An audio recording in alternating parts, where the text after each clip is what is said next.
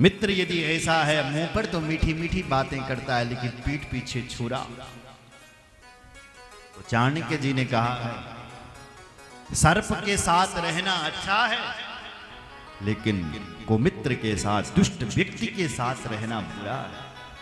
क्योंकि सांप तो एक ही बार डंक मारता है और व्यक्ति के प्राण चले जाते हैं, लेकिन जो दुष्ट आदमी होता है वो पग पग पर डंक मारता है रे।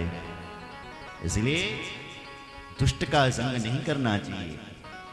इसलिए जिसका मित्र अच्छा नहीं है उसको बिल्कुल कभी सुख नहीं मिल सकता। पवित्रेण सुखम कुता भोजनीन दिवसा, सुबह यदि भोजन अच्छा नहीं मिला तो दिन भर खट्टे डकारे आए। सुन रहे हो? इसलिए मित्र अच्छा होना चाहिए। बोलो जय सिया राम, बोलो ना, जोर से बोलो ना। हाँ, अच्छे लग रहे हो आप, मुस्कुराते हुए बोलो। फिर बोलो एक बार। हाँ, बोलो रामचंद्र भगवान की जय। तो सादर भले मिली एक माता, भगिनी मिली बहुत मुस्काता। इसलिए भगनी बहन मुस्कुरा रही, पूछने लगी तेरे पति ने घर बनाए कि ना बनाए, कपड़ा पहन दो कि ना पहन दो। ऐसी बातें बोल रही है जो सती जी को बहुत बुरी लगी। सती माता को लगा मुझसे इनसे क्या लेना देना। मां सती यज्ञ में गई और यज्ञ में क्या देखा कि छोटे छोटे देवताओं के भाग रखा हुआ है, लेकिन जो देवों के देव महादेव हैं उनका कहीं पर कोई नाम नहीं और कोई निशान। एक जो पतिव्रता स्त्री होती है वो अपना अपमान तो सहन कर सकती है, लेकिन अपने पति का अपमान उससे सहन नहीं होता है साहब। सुन रहे? मां सती को भयंकर क्रोधा जब भगवान शंकर का भाग नहीं देखा। अरुद्र भागम तमवेह चचाधरम पित्रा च देवे कृतहेलनम विभो अनादृता यज्ञ सदस्यधीश्वरी चुकोपलोका निवधक्षतिरुषा। इतना क्रोध, इतना क्रोध, आज ऐसा लगता था कि मां सती दसों दिशाओं को दग्ध कर देगी, भस्म कर देगी। इतना क्रोध भगवती को आ गया। मां ने उस दक्ष को ललकारना शुरू कर दिया, डायरेक्ट बोल दिया, ये नहीं बोला है पिता, नहीं, पिता का तो तुम स्थान खो चुके हो। डायरेक्ट बोली, दक्ष, तुझे इस गद्दी को पा करके इतना अभिमान आ गया है कि तूने उन भगवान शंकर का अपमान किया है जिन भगवान शंकर का नाम लेने मात्र से सारे पाप मिट जाते हैं। यद्वक्षरम नाम गिरेरितिम नृणाम सकट प्रसंगाद अगमा स्वांतित। अरे जिसके मुख से ये दो शब्द निकल जाए, शिव का कल्याण हो जाता है।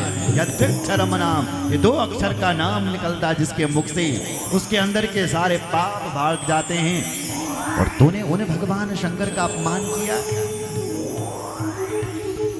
अरे शास्त्र तो कहते हैं कि स्वामी की निंदा करने वाले की जीभ काट दो, पर यदि तुम में इतना सामर्थ्य नहीं है, यदि आप ऐसा नहीं कर पाए तो कर्णों विधाय निर्यात, अपने कान में उंगली डालो और वहां से चले जाओ, पर अपनी स्वामी की निंदा को मत सुनो।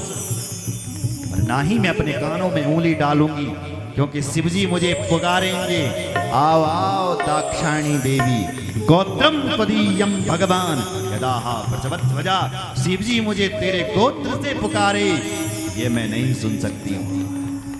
क्या करोगी? बोले एक काम। क्या? अतस्तौतपन्नमिदं कलेवरम्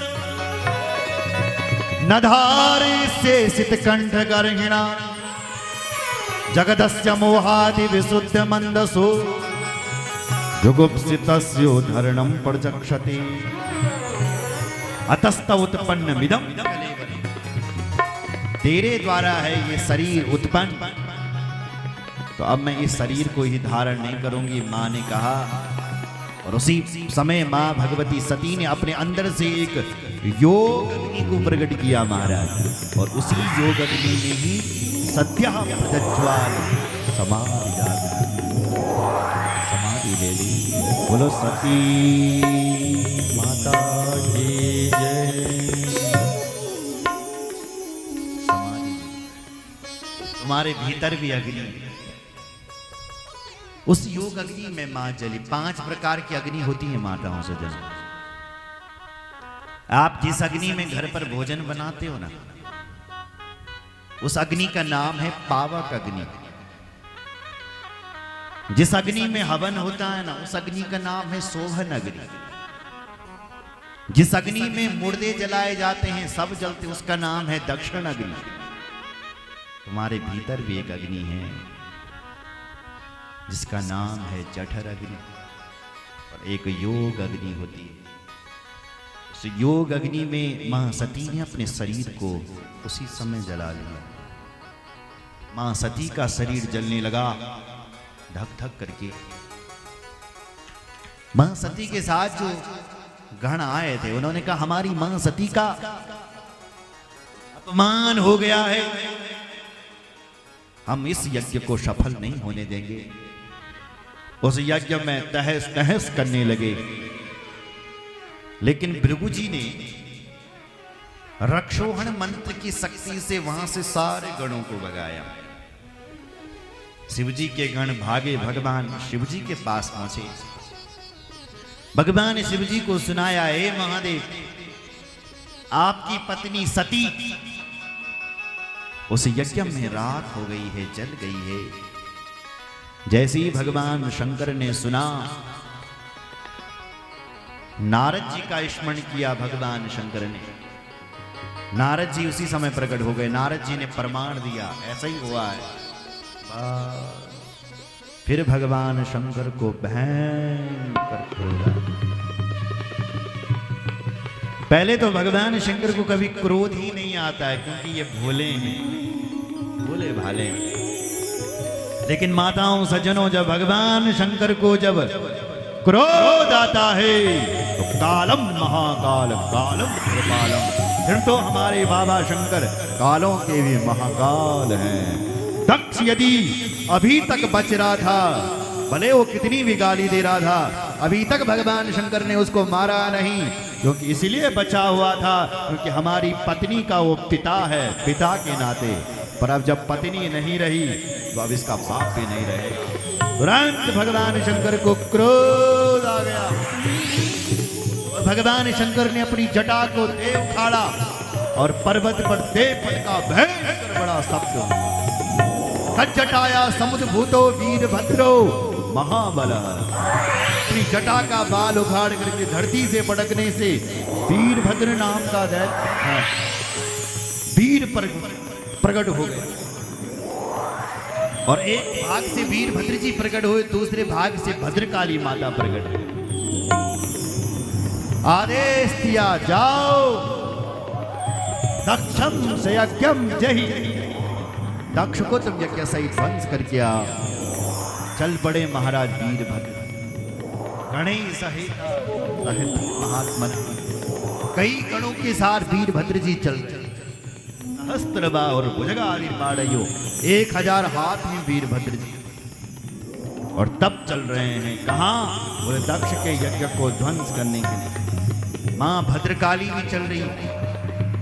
भद्रकाली जी के साथ डाकनी, शाकनी, पिचासनी, भूतनी सब चल रहे हैं। आछरी, मातरी, सस, काल, महाकाल, काल भैरव सब चल रहे हैं। कहाँ कहाँ जा रहे हैं? बोले दक्ष के यज्ञ को ध्वंस करने के लिए जा रहे हैं। भूकंप आ रहा। हरिद्वार में जहां पर वो यज्ञ हो रहा था, उस यज्ञ में भूकंप आ रहा, धरती हिल रही है, आकाश से खून की बारिश हो रही है।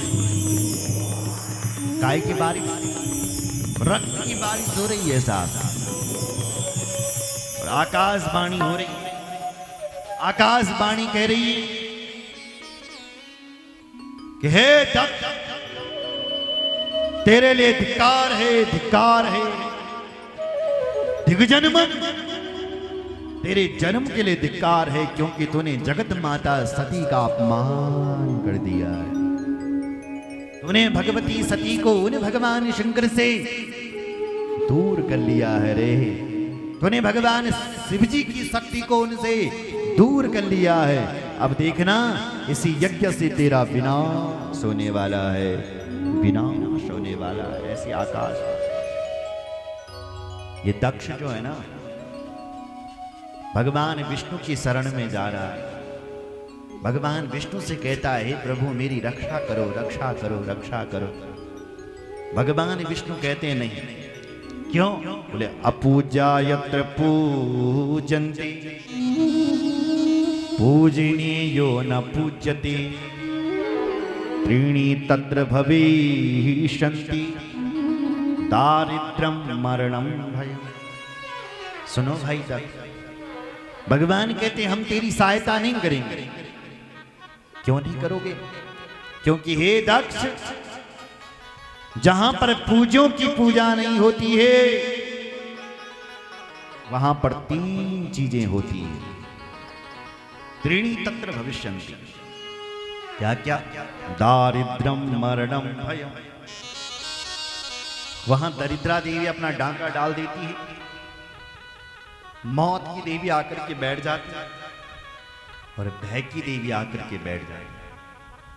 भगवान का वाक्य, जय घर में बल पूज्यों की पूजन न होनी। जिस घर में सास ससुर का सम्मान नहीं होता है, जिस घर में माता पिता की सेवा नहीं होती है, उस घर में दरिद्रा आकर के बैठ जाती है। उस घर में भय की देवी आकर के बैठ जाती है, और उस घर में मौत की देवी आकर के बैठ जाती है। जिस घर में बड़ों का सम्मान नहीं होता। हे दक्ष, तेरे यज्ञ में सबसे बड़े थे भगवान शंकर। तूने उन भगवान शंकर का भाग नहीं रखा जो पूज्य थे, उनकी पूजा नहीं करी। अब तेरे घर में विनाश होने वाला है, क्योंकि यहां भय की देवी प्रकट हो गई है, अपनी मौत आने वाली। भगवान कहते हैं दक्ष,